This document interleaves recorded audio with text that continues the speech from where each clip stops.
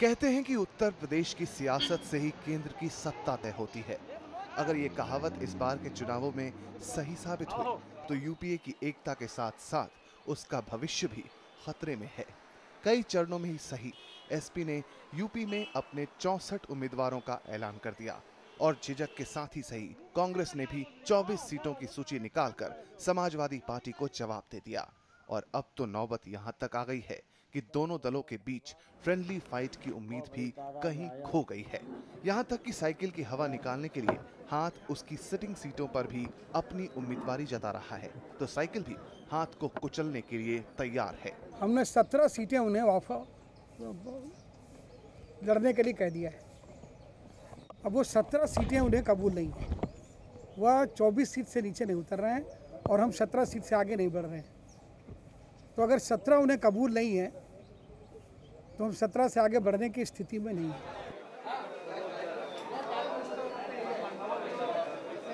UP में UPA की मुश्किलें यहीं खत्म नहीं होती।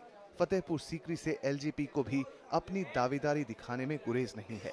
पासवान फतेहपुर से पूर्व प्रधानमंत्री वीपी सिंह के बेटे अजय सिंह की उम्मीदवारी चाहते हैं और अगर ऐसा नहीं हुआ तो गठबंधन को ताक पर भी रखा जा सकता है।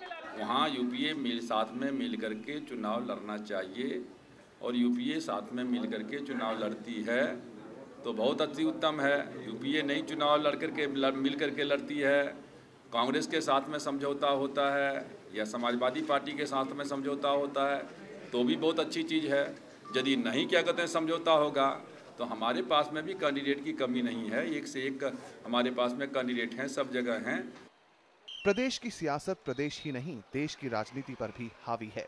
एक तरफ लेफ्ट पार्टियों ने उत्तर प्रदेश में 20 सीटों पर लड़ने का मन बना लिया है, वहीं अमर सिंह भी सीटों की बंदरबाट में शरद पवार की घड़ी से वक्त मिलाते दिख रहे हैं। तो शरद पवार जी से मेरी वार्ता पहले भी हुई है, आज भी हुई है और आगे भी होती रहेगी। लेकिन अभी जो परिस्थिति है उसमें कांग्रेस पार्टी स्वयं राष्ट्रवादी कांग्रेस पार्टी को मुंबई में सीट देने उलझने पैदा कर रही है।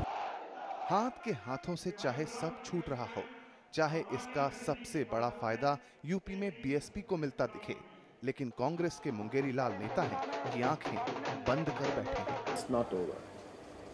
Would you rather have a negotiation with Mulayam Singh than Any representative of the Samajwadi Party, any authorized representative of the Samajwadi Party, we are prepared to discuss. आज की सियासी दोस्ती भी आज के मौसम की तरह है, जो कभी करार के वक्त सरकार के साथ थे, आज सूखे पत्तों की तरह हाथ का दामन छोड़ने को है। शायद अब साइकिल को हाथ के इशारों पर चलना गवारा नहीं, शायद अब घड़ी भी अपना वक्त बदल रही है। आखिर ये भारत की नियति है साहब, जहां नेता तो नहीं बदलते पर उनकी नीयत बदल जाती है। दिल्ली से राहुल डबास, जन संदेश के लिए।